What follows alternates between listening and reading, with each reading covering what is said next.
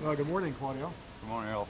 Thank you again for coming. It's always a pleasure to show you the factory to you. So before, the main purpose of that, I'll show you the value stream, the factory, the product flow. But before that, I'm going to give you a little preview of who we are, Oh, what wonderful. we do. Yeah, well, everybody knows New Balance, Yeah. but tell us about your journey to Specifically lean. about the Lawrence factory. The factory specifically is divided in two. You have, standing here, you got to your left side, the portion that we call the cut-through stitch. This is the made in America shoes that we cut from scratch and we pack here. And to your right, my right side, is what we call the sourced upper world. We get the sole and the upper from Asia, and we just put it together. Now, are you the only shoe company that actually manufactures shoes in the U.S.? I understand it is. That's what's behind me here. And that's where our competitive advantage.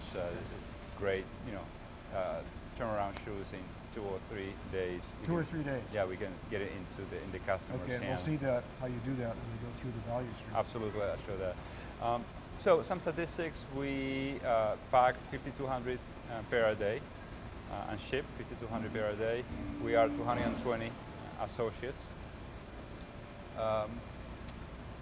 Which I'm going to show you when we go through operation, the value stream, which is a group operations put in strategically in a cell or U shape to make a product.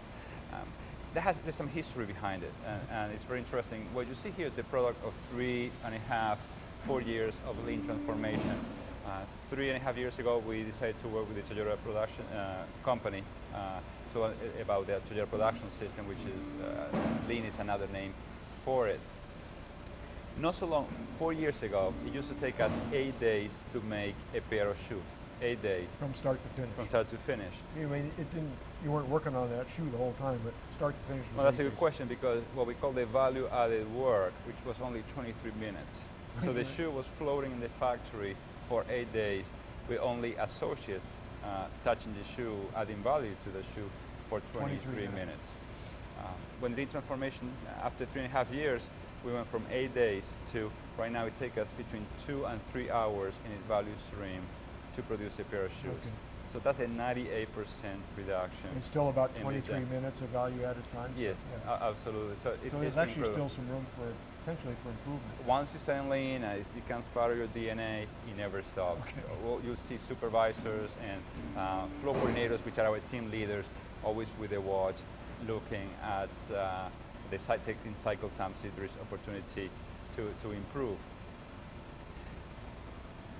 So there are other statistics. We used to be in 2 floors. Right now we're in 1. We empty like a quarter, I think it's like close to 2,500 square feet of floor. The beginning of a value stream, that in those days were not called value stream, was like straight lines. Yep. Used to be in the first floor, the beginning, and the end on the second floor. Not too much communication. So nobody can see the whole value stream. Exactly. Yeah. And I'll show you later is from a management point of view, the ability to have a value stream where the beginning and the end meet is extremely powerful. So square footage, I think, is close to 30% reduction. Also, working process, like I said, 98%. So this is incredible. So how do we do that? Part of lean, there are 2 basic concepts. Takt time, which is flow, that based on our capacity of the value stream and availability is a takt time of 22.5 seconds, which means that it's a frequency. Takt time is a frequency of delivery. So at the end of the line, you will see a shoe leaving every 22.5 seconds. Or a pair of shoes every 45. Absolutely. So that's the concept of the takt time and flow. And the other concept is of waste. We become, actually we have a course we call waste detectives, where we put our associates to identify waste. So what is a waste from in the lean world? Is every associate a waste detective? Yes, that's where they are. Everyone here becomes a waste detective. So I have a poster very interesting that I like to use for tours and also for educational purposes, where in the lean world they are like the deadly wastes. And they are, I'll go through you, overproduction. We produce a head waiting. And it's very interesting. There are some interesting pictures with associates participating in them, of the examples. Transportation, over processing. So just on the waiting, for example, 8 days, For 23 minutes of value added, there was a lot of waiting going lot on. of, you know, yes, and it used to be normal. Now it's In transportation, you had 2 floors before. absolutely. Okay. Over processing, this is interesting ways that people don't sometimes have to understand. In this particular case, this shoe, it needs a row of stitching at the bottom. Now they put 2. People may think, well, 2 is better than 1. No, it's not. The shoe needs 1. Okay. But sometimes we tend to add 2, like maybe 3 coats of paint when 2 was enough. Oh, so very we look interesting. into that. Yeah. Excess inventory, Yep. waste, I mean, interesting asset seems to be in the balance sheet, And seems to see be an this- asset, we'll but it's see not this as soon as we start the value stream walk. absolutely. Yeah. This is the first part, the cutting department. Unnecessary motion. Safety has a lot to do with here. Here you have an associate placing a shoe and overstretching. Very different from getting closest to, associate. And defects. And we added an A, which is unused associate creativity. Wonderful. It's wonderful. So what we've all been training here is that as we walk the floor, we do analysis, we are trying to identify this waste. If we see somebody overstretching, it's motion. If we see somebody waiting. So whenever we see this waste, we put together a continuous improvement activity called, the Kaizen activity. So the whole goal is reduce waste, improve flow. Reduce waste, improve flow. I want to see your value stream. Can we get Absolutely. started? Let's start it then. Okay, Absolutely. wonderful. This is the beginning of the value stream. So this is the front end of your value stream here, This is the front end of the value stream. and you don't call this a department, you call it a value The stream. value stream, and the definition is, value stream is a series of operations put in sequence, we call it a cell, to make a particular product. Okay. It doesn't have to be 1 product, it can be 2 products, 3 products, but there is some similar operations, and then you can connect them. Okay. Now, in a little bit bigger sense, your value stream goes all the way back to your suppliers and eventually out to your stores and so on. But we're looking just at the value stream, Absolutely. starting with what's coming from the suppliers, and maybe at the end we'll see what's going out to your stores. Correct, and as the concept of value stream is used within a cell in manufacturing, the concept is also true for the whole corporation, where let's say, a purchasing department will be a department part of the whole corporation value stream. Right. So you're correct. Yeah. So what you see here is the cutting. That's the first operation, and basically materials are coming from our suppliers. They come in rolls. They go to the consolidation center and then pull based on the demand, the production schedule. So this value stream pulls based on its demand. Exactly.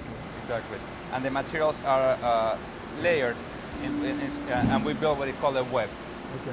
Basically, a I can web see it is a stapled, series of stapled right there. Exactly. Yeah. How much is given to the cutter is based, so we have a computer system that based on the schedule, the number of pairs, the size and the width, we'll tell how many pairs we need and then how much, square footage to give to the cutter.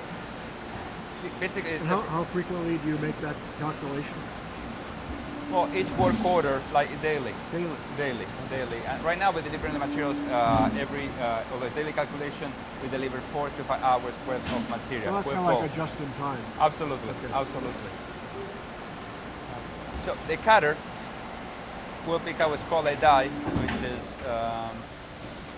has the shape of the part. Okay. We have a hydraulic machine and place the die on the material. The placement of the dice is called nesting.